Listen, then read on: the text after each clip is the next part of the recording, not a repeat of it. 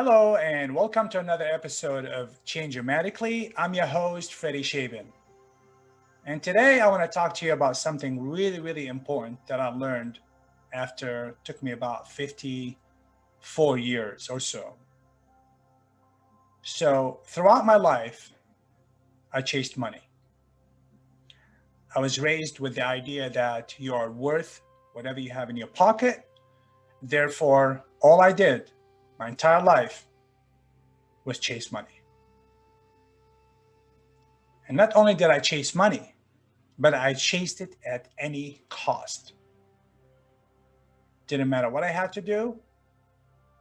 I'm not a violent person, so I never went that route. Never wanted to rob people or steal from people or hurt people. But I used businesses that were non-violent. It doesn't mean they didn't hurt people, like, for example, drug dealing. Now, as far as being an escort agent, that's another story. And we're not going to debate whether I think that harms people or not. I have my opinion, and of course, you're entitled to yours. But for this particular video, I just want to talk about chasing money. So I went through life, all ups and downs, being an outlaw, having a project in mind. I'm the type of guy that execute like a Navy SEAL would, with the target. My eyes are on the prize, on the target, never let get off until I reach it.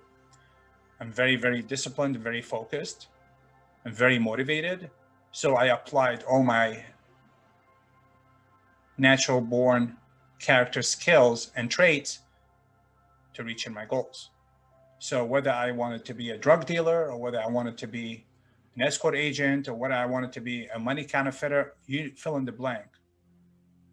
I wanted to do my absolute best myself and to be the best at it.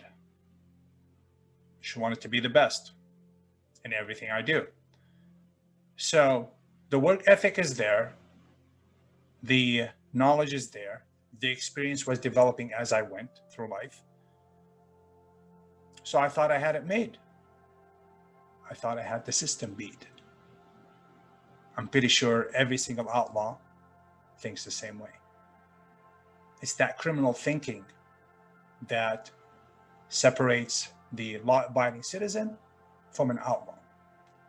So ones with the criminal thinking, if you're not one of those, I can tell you they don't think about, it's against society's rules, it's against, guidelines, it's against morals, ethics, values, whatever you call it. Their one and only target is the money. Okay. Now I was one of those people. So I kept falling, getting up, young, stupid, didn't care, went back up and did it better, made more money. Every time I fell, I made more money. I fell a few times in my life for one reason or another, whether it's somebody I knew that took advantage of my kindness, whether it's somebody, you go through life, you don't know until you know. And that comes only with experience. You can't teach that to anybody. Most people only learn from their own pocket. It took me a long time for me to learn because I'm kind of stubborn and I don't quit. So that could be a very dangerous combination, especially if you combine it with no fear. That brings it to a whole different new level. So doing illegal activities did not really work out for me because I just kept falling and getting up and doing it better, falling, getting up, doing it bigger, falling, getting up, until the tipping point was, or the flashpoint was January 31st, 2017, when I finally got arrested. I was looking at 87 years or something like that. I forgot the exact number. It was over 80 years because I ran a bunch of places. They called them brothels. I had all the income locations, a dozen of them around the Irvine, California, in Orange County. Okay. Now I'm sitting there looking at the stuff. I'm like, And mind you, when I retired earlier, 6, 7 months earlier in June of 2016, I thought I got it made. Hey, I finally reached my financial goal. I had my money management in check. I had my spending habits in check, and I finally got the loot. A lot of money in suitcases in 4 different storage units. How smart is that? And that's another story. I learned from that too. So now I'm thinking I got it made. I've been chasing this money all my life. Of course, I've had millions, I've lost millions and made millions, but I've never had this much cash in one place before. Because I always used to spend 80, 90% of what I made. Extravagant lifestyle, over the top, extremely not beneficial, and really stupid. So when I reached my financial goal, I thought I'll be happy. Hey, I made it. I was miserable with a capital M. Okay, I didn't know what to do with myself. I never thought beyond that point. I never thought that just because I have the money, it doesn't mean I feel fulfillment inside. Like I feel happy. I wasn't. I didn't know what to do. Until after I fell and had the time and I was getting rest, you do nothing but sleep and think. Okay, I was in county about 5 months and there's no books, there's hardly anything. All you can do is sit there, sleep, and think. Perfect place to meditate and think about your life. And majority of people on this earth never get that opportunity because A, they're too busy with their day-to-day life. B, they don't know anything else.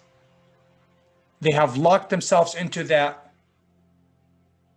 role, whether it's a husband, a wife, a brother, a sister, a mom and dad, son, daughter, whatever. And now they're just on cruise control and they think it's working for them and they just keep going. Monday, Tuesday, Wednesday, Thursday, Friday, Saturday, Sunday, whatever. Monday, Tuesday again. Some people do it 30 years, some people 40 years, some people do it for the rest of their life. And they don't know. They never sit down, stop, smell the roses, think about their life. Are they happy? They never do the self-analysis. They don't have the self-awareness. I'm not putting anybody down. I'm just telling you from my own experience. And I talk to a lot of people every day, try to help them to find their own inner happiness. They don't stop and think about their life and see if they're really happy or they're being imposters. Have they built a prison within themselves to make them think that this is the only life they should have or can have or will have? Well, I'm here to tell you that's not true. Until you make self-analysis and be honest with yourself and look in the mirror and look at everything in your life and where you're at and do an inventory and a self-check and ask yourself, am I happy? Am I truly happy? Sometimes you don't even know what happiness is. You have to look for it for you. There is not one happy person that is completely the same as a different happy person. Two people, happiness are different. It's almost like DNA. I will challenge anybody, and you're more than welcome to put your 2 cents in through the comments or emails or whatever. I encourage you to do so. Not two people have the same exact 100% mirror image or carbon copy of their own happiness. So I sat there in a jail cell, a very small one, I may add, thinking.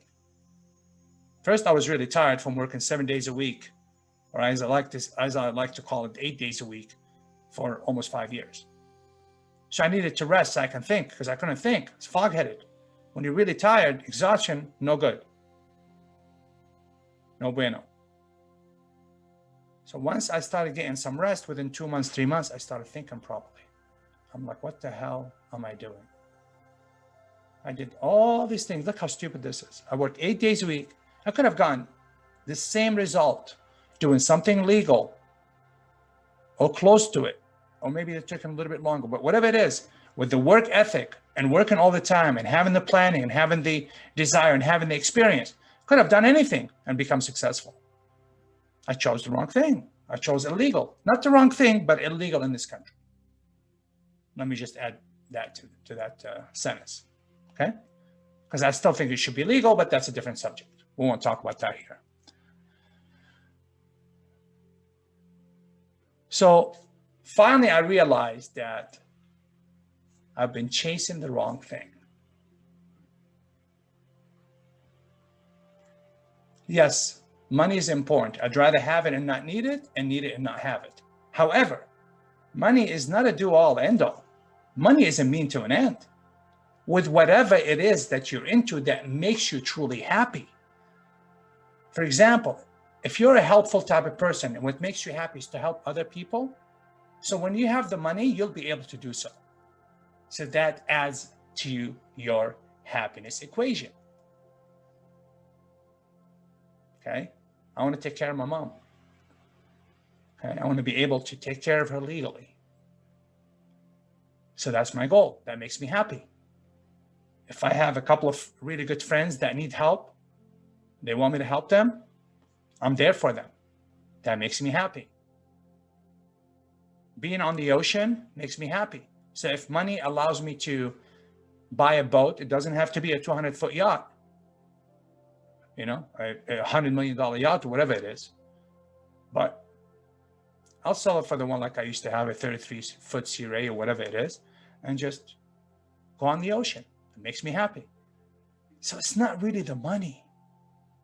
You understand? It's whatever makes you happy, whatever your dream is. Okay, if having a nice, comfortable home makes you happy, not to make you look like a big shot for ego building, that's whole different. I'm talking about true happiness. What makes you true happy on the inside? So if a home, like for me, I like a nice positive environment, and part of that equation is to have a nice backyard, pool. I like to barbecue. And it's look, I had my biggest house, I had 8,700 square foot in Las Vegas, in Tournament Hills, in Summerlin, gated community. And let me tell you, I can tell you on 2 hands how many people come and visit. It wasn't for the ego. It wasn't for me to tell, hey, look at me, look what I got. Like they do on TikTok and everything else nowadays. It's all freaking ego. Hey, look at me. Never been like that. So I've been chasing the wrong thing. Bottom line is,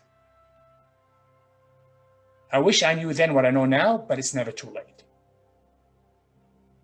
So now I chase my dream, not the money. I believe if you chase your dream, money will come. That's just my opinion. Maybe I'm crazy, which I am a little bit, but nevertheless, it's true. You do what you need to do for your dream, for your happiness, and I promise you, you'll be chasing the right thing.